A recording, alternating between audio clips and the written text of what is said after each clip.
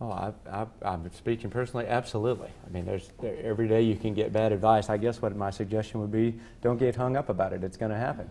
But what are you going to do? Rely on all your own decisions? You're going to make just as many mistakes. I mean, there's no ideal side of that. I think what you can honestly take away, though, is it's just another learning opportunity.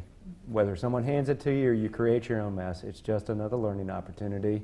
It was presented to you for a reason. Press your way through it, extract what you can, and move on. I think that's great advice.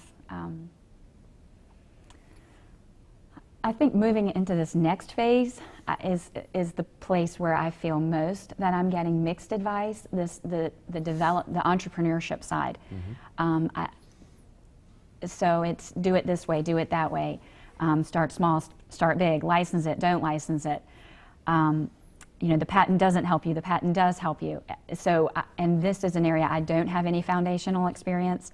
So I feel like now I'm getting a lot of mixed messages, and the way I try to approach it, and I don't know which of them is bad and which of them is good, because I, again, don't really know what I don't know.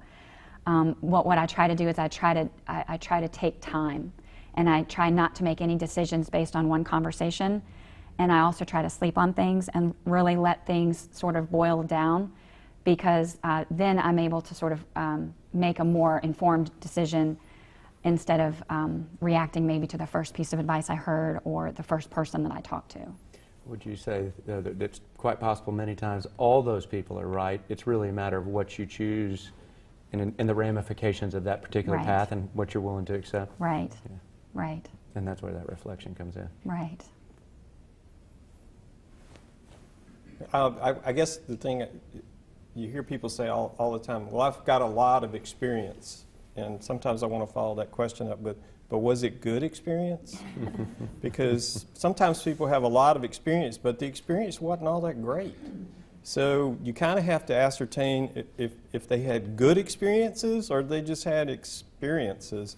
And that's kind of what I think Sharon's talking about, is what Ted's talking about. Actually, I heard that from someone who was really, really young. Somebody said, well, I've got a lot of experience at this. And he was very serious. He looked at me and said, well, was it good experience? And so I took that as a learning moment for sure. So that's what I would say. Figure out if the person who's talking to you with a lot of experience, was it good? Was it fun?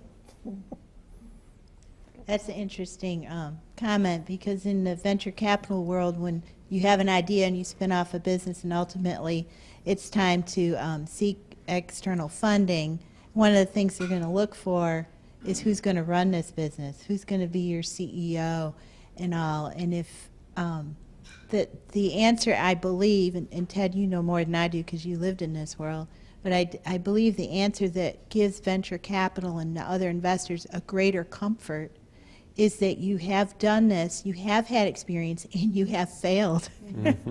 Because every time you have failed, you have learned you've learned something valuable from this. You're not going to make that mistake again. So we talked about that earlier, about the importance of failure and fail early, and that the quicker you fail, the quicker you'll succeed. I want to thank everyone for coming here today, and I especially want to thank our guests here, Ted Morris, Sharon Rogers, and Wayne Godwin. Please join me in thanking them.